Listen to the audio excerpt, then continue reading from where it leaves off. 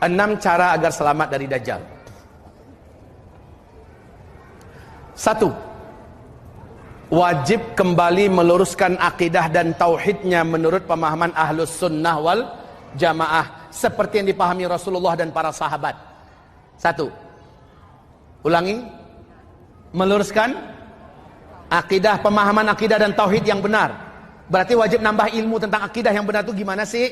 Tauhid yang benar itu gimana sih? Ini yang pertama. Yang kedua, wajib merapat dalam beragama ini kepada Al-Quran dan kepada sunnah Rasulullah serapa-rapatnya. Jangan menurut nenek moyang, jangan menurut orang kebanyakan, jangan ikut-ikutan, tapi dengan ilmu Al-Quran dan sunnah. Ini yang kedua. Yang ketiga, wajib menghafalkan surat Al-Kahfi 10 ayat pertama boleh, atau 10 ayat terakhir juga boleh. Silakan pilih, mau pilih yang mana? 10 ayat pertama kah atau 10 ayat terakhir kah? Tafadhol. Ya. Yang keempat, kalau dekat tinggalnya dengan Mekah Madinah, segera larilah ke Mekah atau ke Madinah, niatkan hijrah menyelamatkan iman, masuklah ke kota Mekah dan Madinah. Masalahnya kita tidak tinggal di Mekah. Dekat dengan Mekah juga tidak. Pesawat juga udah nggak ada. Maka yang kelima, cara selamat dari Dajjal yang kelima. Yang kelima adalah pastikan kita masuk ke dalam rumah ketika Dajjal nyampe ke kota kita. Ya. Bawa istri, bawa anak-anak gadis perempuan kita, bawa emak-emak kita masuk ke dalam rumah, ikatlah kaki dan tangan mereka, tambatkanlah di tali-tali di tiang rumah, tali-tali tersebut di tiang-tiang rumah, tutup pintu rapat-rapat, tutup jendelanya rapat-rapat, dan kamu yang ada di rumah baca surat Al-Kahfi. Yang kelima. Yang keenam, kalau berpapasan dengan Dajjal di tengah jalan. Nah, ini yang nggak bisa kita hindari, ya kan? Kalau sempat berpapasan di jalan gimana? Rumah kita masih jauh, kita nggak punya rencana mau jumpa Dajjal, ketemu sama Dajjal dengan bala tentaranya. Saat itu kata Rasulullah SAW, dua pilihan kita.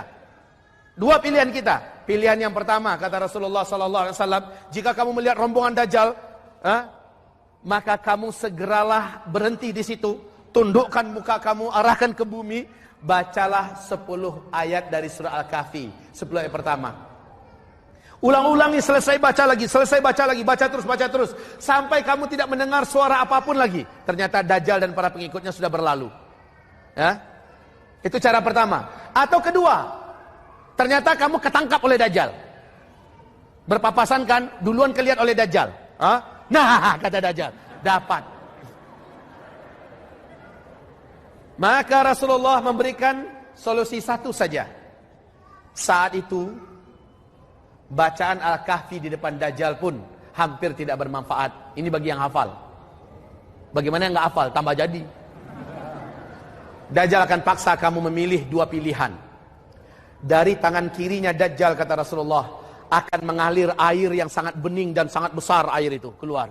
Sehingga kesananya, ke belakangnya, terbentuk sungai yang sangat bening dari air yang mengalir.